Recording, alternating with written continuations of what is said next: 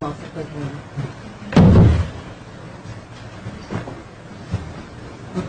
1, 2, 3, 4. How's that? Well, we're trying to see if they're successfully recording. Okay, today's Wednesday, May 8th, 2013. The regular meeting of the Freedom of Information Commission. At the request of the parties, the Commission is recording consideration of docket number 2012-336. Andrew Tebow and the New Haven Register versus Neil O'Neill, Mayor, City of Waterbury, and City of Waterbury. All right. And you are the most unhappy with this. Okay, I'm very unhappy. Okay. I find it wonderful and ask for adoption. Well-reasoned and thoughtful. We have to ask you to identify yourself for the record. Andy Tebow, New Haven Register. Thank you. And Linda Whitby, Corporation Counsel for the City of Waterbury. Okay. So, Mr. Tebow, you have 10 minutes. Thank you very much. I have several requests regarding this matter. First, on page 2, item 13. Item 13 has an incorrect reference. I'll read it. The complainants contend that because public money funded Rowland's position with the Chamber of Commerce, comma, the Chamber's records, and the incorrect references to the Chamber's records. In my June 20 complaint, I stated precisely that the city has no right under law to give these records away. The city cannot contract away the public's right to know. I argued that the city has a duty to retrieve the public records cited. Never, absolutely never, have I referred to these records as, quote, the Chamber's records, unquote. If I may suggest deleting, quote, the Chamber's, to correct the record of this complaint and the hearing. That's my first request. I can continue if you... You got 10 minutes. Okay. Next, we have the statement by Attorney Kevin Daly of the Waterbury Corporation Counsel's Office on June 18, 2012, noted in the FOI complaint, in press accounts, and at the hearing on April 2, 2013. His statement was, quote, the Chamber has all the records you asked for, unquote. For your reference, the records requested were, quote, any and all documents, paper and or electronic, regarding John G. Rowland and his city-funded economic development job via the Greater Waterbury Chamber of Commerce. Specifically, this would include, but not be limited to, emails, expense reports, and documentation, payroll records, weekly timesheets, job description, contract memos, reports, proposals, phone and meeting logs, and notifications of other employment, including Apple Rehab. The record shows that Corporation Counsel Linda Whitby, also known as Linda over here, and Mayor Neil O'Leary approached the Chamber of Commerce to receive some, but not all of the records requested. Testimony by the mayor revealed that he took the word of the Chamber president at face value regarding what was and what was not a public record. Again, the city acknowledged the public records sought in the request are available, but produced only a smattering of press releases and news clippings along with a few emails. Clearly, the record shows they produced some, but not all of the records requested. This brings us to a flaw in...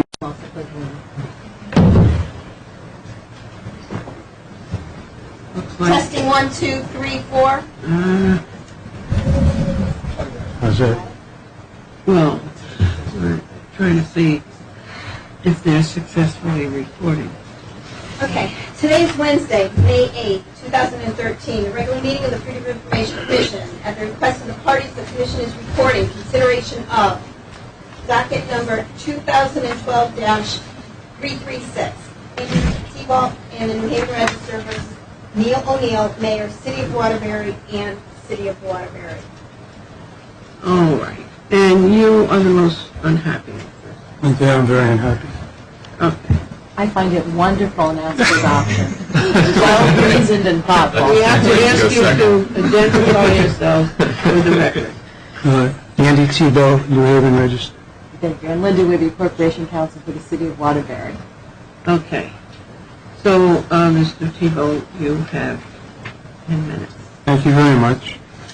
I have several requests regarding this matter. First, on page 2, item 13. Item 13 has an incorrect reference. I'll read it. The complainants contend that because public money funded Rowland's position with the Chamber of Commerce, comma, the Chamber's records, and the incorrect references to the Chamber's records. In my June 20 complaint, I stated precisely that the city has no right under law to give these records away. The city cannot contract away the public's right to know. I argued that the city has a duty to retrieve the public records cited. Never, absolutely never, have I referred to these records as, quote, the Chamber's records, unquote. If I may suggest deleting, quote, the Chamber's, to correct the record of this complaint in the hearing. That's my first request. I can continue if you... You got 10 minutes. Okay. Next, we have the statement by Attorney Kevin Daly of the Waterbury Corporation Counsel's Office on June 18, 2012, noted in the FOI complaint, in press accounts, and at the hearing on April 2, 2013. His statement was, quote, the Chamber has all the records you asked for, unquote. For your reference, the records requested were, quote, any and all documents, paper and or electronic, regarding John G. Rowland and his city-funded economic development job via the Greater Waterbury Chamber of Commerce.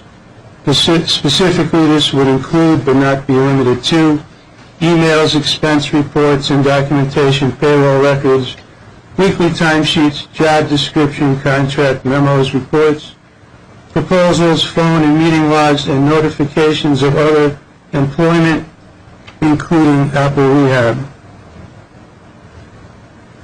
The record shows that Corporation Counsel Linda Whitby, also known as Linda over here, and Mayor Neil O'Leary approached the Chamber of Commerce to receive some, but not all of the records requested.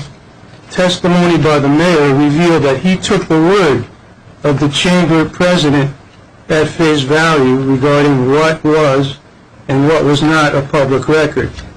Again, the city acknowledged the public records sought in the request are available, but produced only a smattering of press releases and news clippings along with a few emails.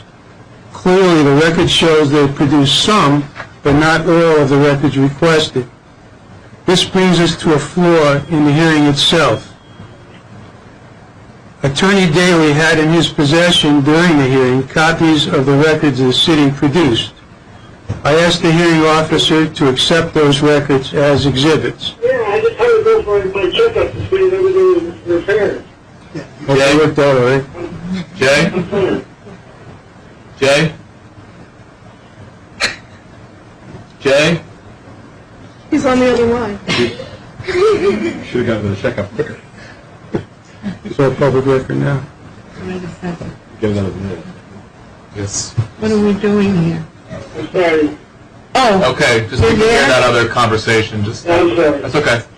Sorry. I'll just back up a little bit. This brings us to a flaw in the hearing. Attorney Daly had in his possession during the hearing copies of the records the city produced. I asked the hearing officer to accept those records as exhibits. This is vitally important and absolutely affected the outcome of the hearing. A review of those records would show they were very selective in what they produced, proving that other records were withheld. For example, the city acknowledged through testimony that large amounts of taxpayer money changed hands and went directly to the former governor. How could city officials testify accurately and truthfully about this without reference to documents? Were these conventional and legal transactions by check, or Did someone just haul over paper bags or briefcases loaded with cash from City Hall to the chamber? Where are the records?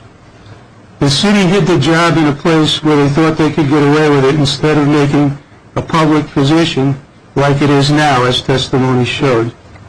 Indeed, the hearing officer found a spike in contributions by the city to the chamber during Rowland's tenure. Please see points 9, 10, 11, and 12. What happened here is a willful and carefully orchestrated case of hide the ball. In a willful and carefully orchestrated case of hide the ball is that the city failed to maintain its records properly. It then selectively produced riveting columns about city business by the former governor, along with some, but not all, emails. The emails they produced were about matters such as noise complaints by a business. Not one record was produced regarding payments by the city to the chamber. As noted in point 11, the city was paying $100,000 per year until the former governor took a talk radio job. Then the amount dropped to $50,000. What happened to those records? Where are they? I don't think the city gives away money without records, but maybe it does. Given the clear and compelling evidence that public records were withheld, I asked the Commission to reopen the hearing, admit as exhibits the records that were produced, and order the city to produce and retrieve the outstanding public records. In the end, the hearing officer decided not to admit crucial exhibits. This is a flaw in the hearing that must be corrected. The flaw is so serious that it changed the outcome of the hearing. To stop short of retrieving the outstanding public records would be to establish state-sanctioned laundering of taxpayer money. Notably, while serving as governor, Rowland actually advocated a law which strengthened the public's ability to secure public records in a similar case of hide the ball. Rowland went so far as to threaten a withholding of all state funding from the New London Community Development Corporation until it complied with FOI laws. They hit the ball in a manner not so different from the City of Waterbury's subterfuge. See Public Act 00-136. I asked the Commission to implement the remedy I proposed and, if necessary, draft legislation that would safeguard the public's right to know with these types of cases. Taxpayers have a right to know what anyone does to earn a salary from them. They have a right to know if a job is a real job or a no-show job. That's my argument.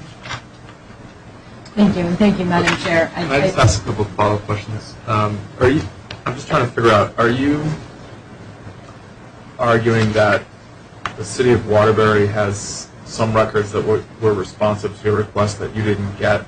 Or is this all about whether or not you can reach the documents that are in the possession of the chamber? I contend they have documents in their possession or control, and they were able to retrieve some but not all, and they allowed the Chamber of Commerce, without any examination, to determine what is a public record. And if you look at what they submitted, you'll see that they just took a pile of worthless crap, and that's what they produced while withholding the good stuff. But what was the process, as you understand it, for the city responding to your FOIA request? Did they search their own files, or do you have an understanding? I do. They did some search of their own files, some search of their IT, and they requested, I think the mayor testified by phone, Ms. Whitby also testified that they asked the chamber president for these public records, and they allowed her to determine what they were. The main point I could make here is that they gave all this money to the chamber, but I received no record of any disbursements, checks. So that's why I made the point. What did they do? Bring it over in a paper bag or a briefcase? No, There should be records for that. it's your understanding that the city requested the chamber to produce some documents back to the city? Yeah. Okay. But that the city didn't get all of the responsive documents back from the chamber? That's my argument. Okay. And they didn't try it very hard either. Okay, and the documents that the attorney brought to the hearing, what do you believe those consisted of? Riveting columns by John Rowland about Waterbury, some emails about some guy in a building complaining about people making noise down the street. But you wanted something marked as an exhibit, is that right? I wanted what they produced marked as an exhibit. So you wanted the full document production that was produced marked as an exhibit? Yeah, and you could see what it is and you could deduce what's not there based on the hodgepodge of stuff they got back. They retrieved their records, which they had no right to give away in the first place. Okay. Other than your suspicion that based on the actual production, you don't have a full production, was there any evidence that the city was holding back documents? We'd have to look at what they produced, and it's an established fact that there's no documents regarding payments from the city to the chamber, which are covered by my request. But what's your... Well, they just give away $100,000 to a guy down the street? Right. Well, so just so I understand it, you're relying on looking at the documents that you've got, Yep. plus common sense to deduce the absence Plus of hearing testimony. Was there any hearing testimony that suggested that documents were withheld? Existing documents were withheld? Well, if you give the hearing testimony a critical look, you'll see the mayor admitting that he couldn't remember whether he called, wrote, or talked to the chamber president in a coffee shop or at her office or whatever, and he took her word for what she had. That's public records. And I think the city of Waterbury could at least have risen to the standards set by the governor himself when you try to retrieve these kind of public records. Thanks. You're not claiming, though, that the city had records that they didn't disclose to you? I'm claiming that they have records in their possession or control that they didn't disclose to me. And by that I mean, who knows how great a search they did, and why are they taking the chamber president's word of what's a public record? I'm not concerned about what the chamber president said or what the chamber president is holding. I'm concerned about what the government is holding. Yeah. Do you contend that the government has records in their possession that they didn't disclose to you? In their possession or control, which is what the FOI law is. Yeah. I think any trained lawyer who looked at what was produced. Well, let's just talk about possession. Are you claiming that the government is withholding records that are within their possession? Well, I think possession and control are inseparable. But please answer my question. I'm asking you, are you claiming that they haven't disclosed records that are in their possession? I don't think that's a legitimate question. I'm going to assume that you've received everything then. Well, that's ridiculous. Okay. Thank you. All right. Madam Chair, may I recognize? Yes, thank you. Linda Wibby, Corporation Counsel for the City of Waterbury. And at first, I do have to take umbrage to the characterizations that were made that impute criminal or in any way any type of conduct that would be subject to criminal investigation, which the complainant has made at least on 2 occasions here with no factual background. It's salacious, it's insightful, and it's not appropriate for this commission to consider. So I'd ask that you all take that into consideration, which I'm sure you will. With respect to the employer and the graciousness and the friendliness of the complainant, it goes without saying that he makes remarks that are completely unfounded, and I would be remiss if I didn't remind you that there is no such criminal action either alleged or here to even be considered by this board. To address some of the specific questions, the City of Waterbury did indeed ask for all documents responsive to the request that the city was entitled to. And in fact, there was a contract and an agreement between the Chamber of Commerce to provide economic development to the City of Waterbury. It was not a contract of employment with Rowland. It was to provide economic development to the City of Waterbury. The Chamber of Commerce provides economic development to many towns and cities. I'm sorry, thank you. And as a result of which, it was entitled to those documents which it paid for and the work product which were produced. So the documents were produced that were in the possession of the City of Waterbury in full. And indeed, I'll go through it more fully We provided that information to the hearing officer. That on June 12th the request was made, and most of which, as has been cited, are documents that are either personnel related or not related to the City of Waterbury whatsoever. The response produced budget invoices, scope of services, payments made by the City of Waterbury to the Chamber of Commerce, which covered this agreement with the Chamber. Again, it was supplemented with additional records that consisted of 169 pages of emails. The city conducted a thorough search of all emails within the city for any reference to Mr. Rowland to determine if there was anything responsive, and all of those emails were indeed produced. We produced an additional 49 documents of work product from the Chamber of Commerce that the complainant indicates was, well, I won't use his word, but work product provided from the Chamber of Commerce for the economic development that was covered under this contract. He picked it up, and there were stacks of documents that were indeed provided on at least 2 supplemental responses. The documents were here and available. The hearing officer, I don't recall, ruled against admission. I do recall that it was somewhat informal. I'm new to this type of administrative proceeding, so I apologize, but I don't remember an objection or an overruling. They were available. I don't know that it would have any material difference whatsoever to the outcome of the case, because the hearing officer, I believe, applied the facts and the law appropriately.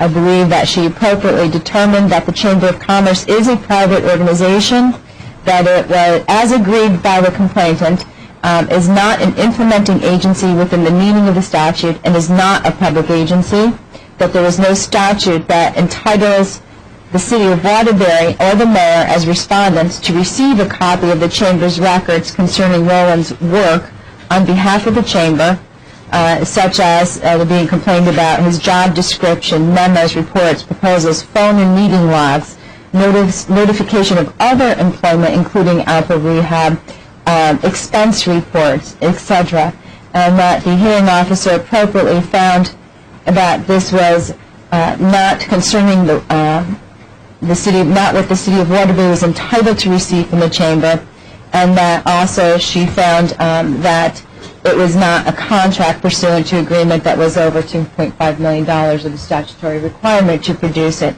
The findings were supported by the facts in the record that the Chamber's records pertaining to Rowland's employment are not public records, and it does warrant dismissal of this complaint.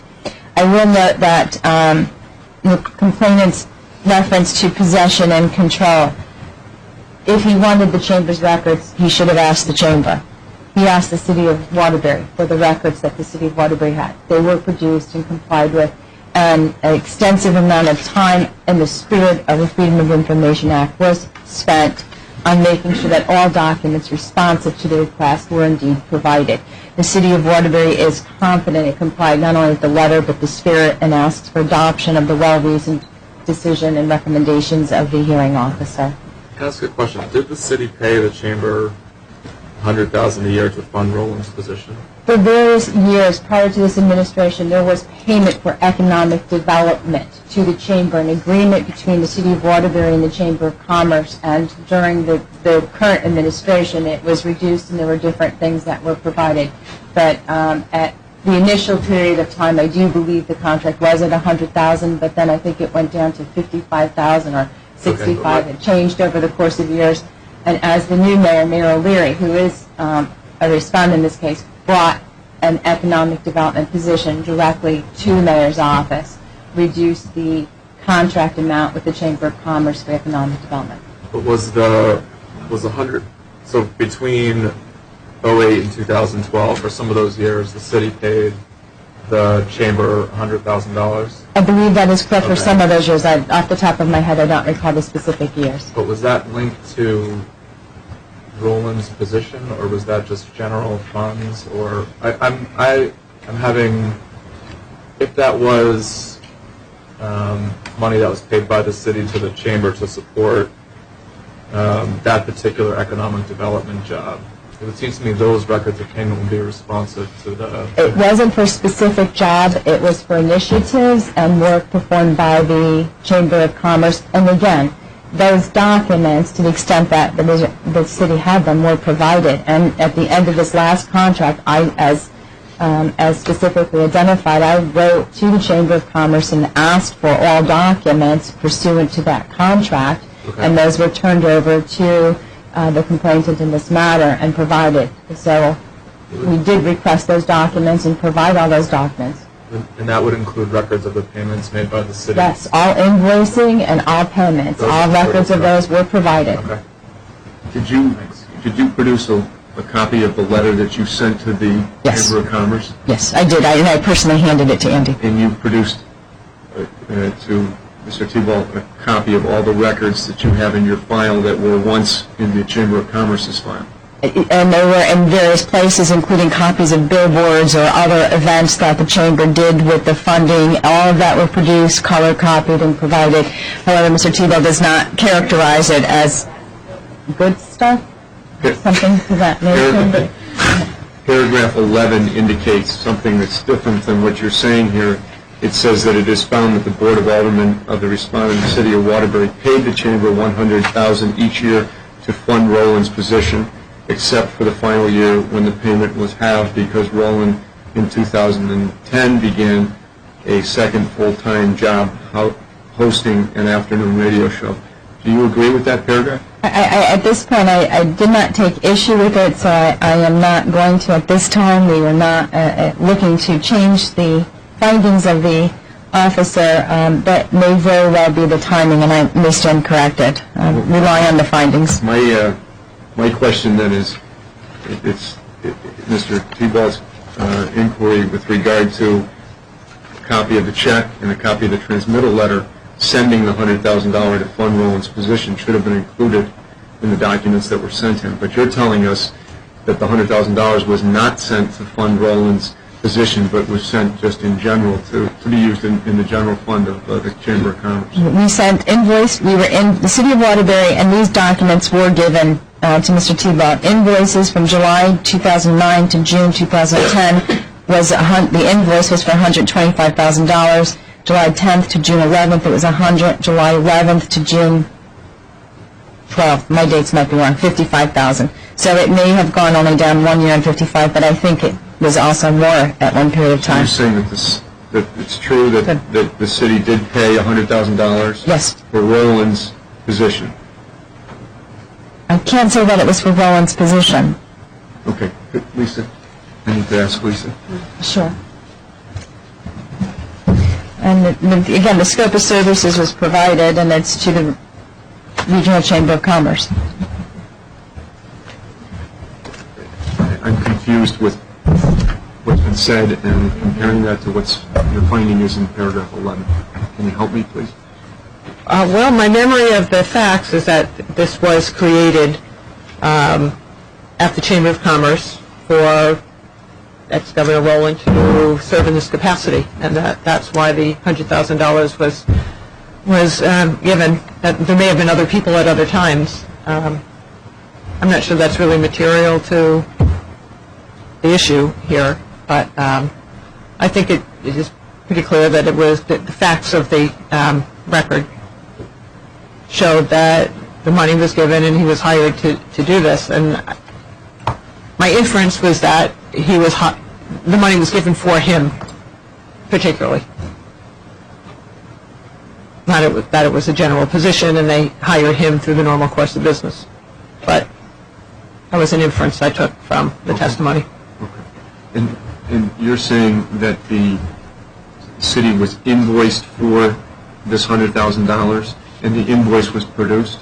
Yes. Mr. Tebow? And there were more than one over a period of time, so I may be adding up and mixing up fiscal years, so I rely on the factual findings. And Just more did he receive copies of the checks that were paid in satisfaction, paid according to those invoices? We don't necessarily, thank you. Issue checks. What we would have is a purchase order and a stamp that would say on the invoice, purchase order number and that it was paid. That proof of payment was submitted. We don't have like live checks like you would have in your regular household. You open up a purchase order and there's an invoice and then it pays against it with an accounting reference to it, and that was paid under purchase order. That was provided. So, maybe I could just ask Mr. Tebow, when you said you had no record of the payments, what did you mean by that? I had no copies of checks from the city to the chamber. Maybe they do electronic funds transfer, maybe they use carrier pigeons, I don't know what they do. Well, it sounds like you got some invoices showing them paid with the amounts. Is that Well, I'm not stipulating that I received anything because nothing was put on the record as an exhibit. I'd like to know how much rebuttal time I might have left. Well, let me just stick with my question Yeah. for 1 minute. Other than the records of payments, is there anything else that common sense tells you that you didn't get? Remember that being the focus of your argument.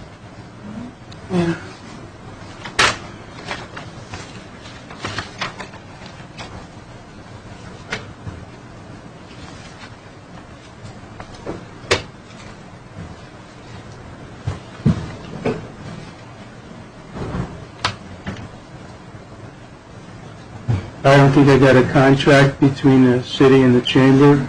I definitely didn't get any checks or notifications of a funds transfer, however they did it. And the burden is on the city to produce that on the record. Is there a contract between the city and the chamber with respect to the... Yes, and it was produced on June 22nd, 2012 to Mr. Tebow. He was provided it. And again, it's not our burden to produce what he didn't get. It was his burden. Thank you. I appreciate that. Thank you. I don't have any other questions.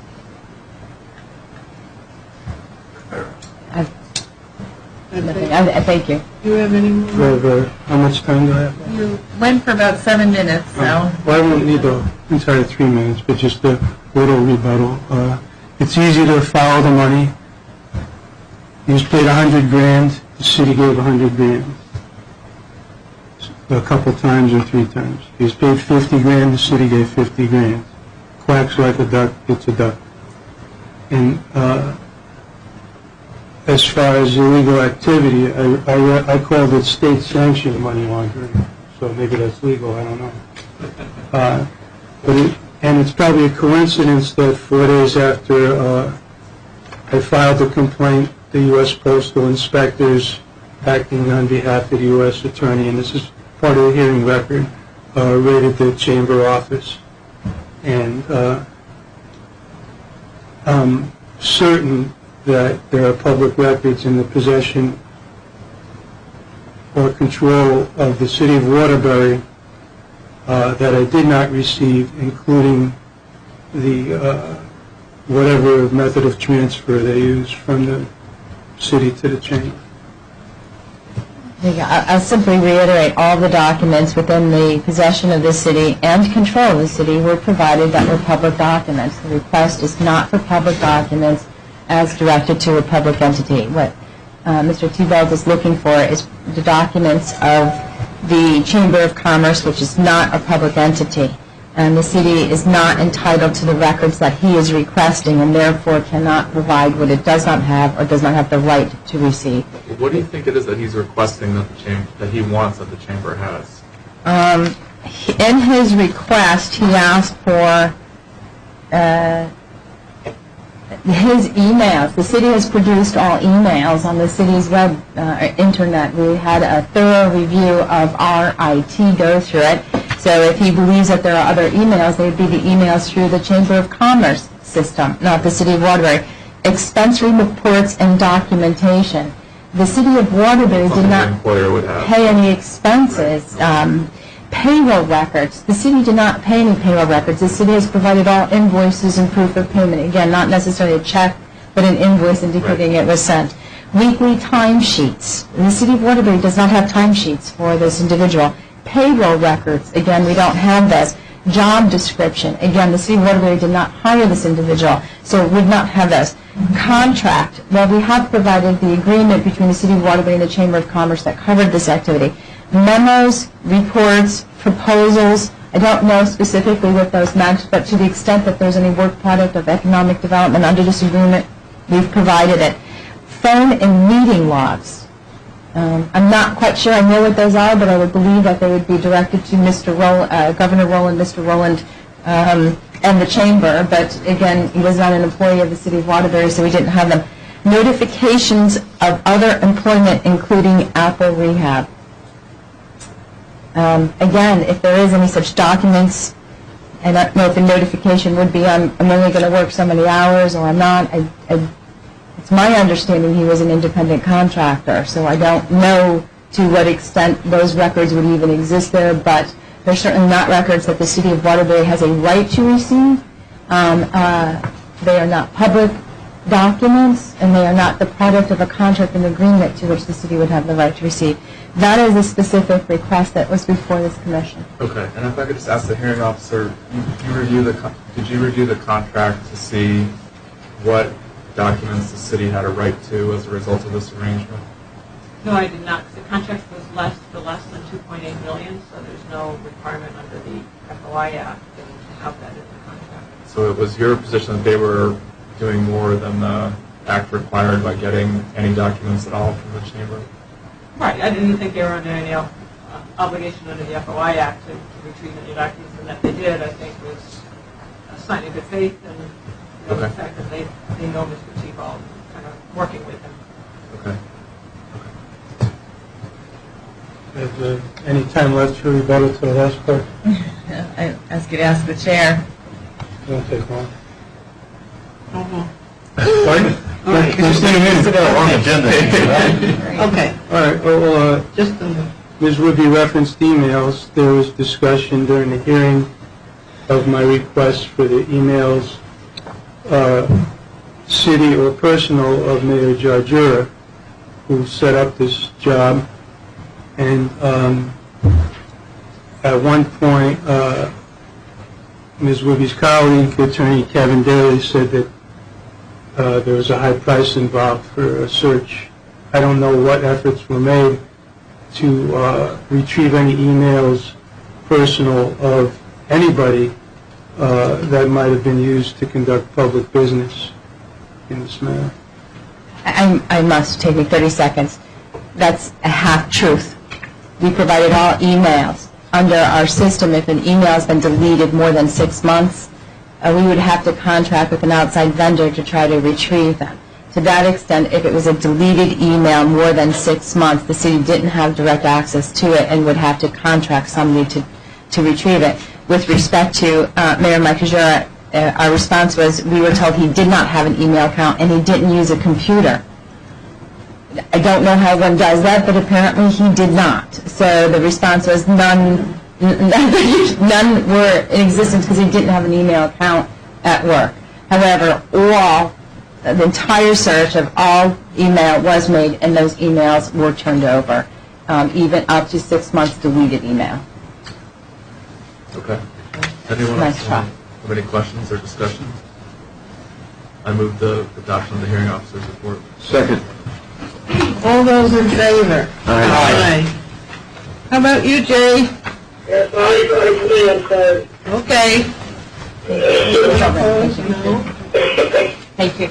Adopted unanimously. Thank you.